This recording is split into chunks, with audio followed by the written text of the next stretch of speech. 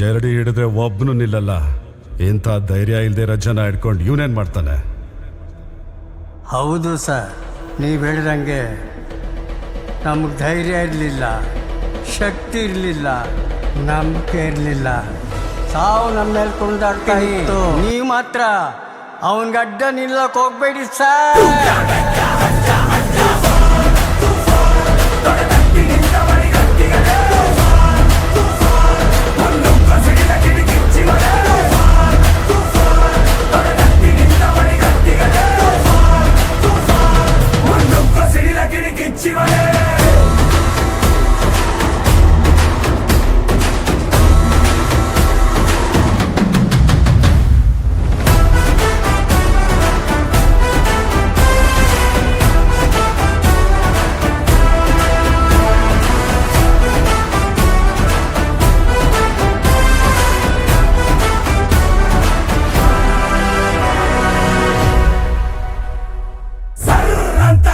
ಜ್ವಾಲಾಗ್ನಿ ಹೂ ಕರಿಸಿ ಬುಸು ಕೊಟ್ಟಿದೆ.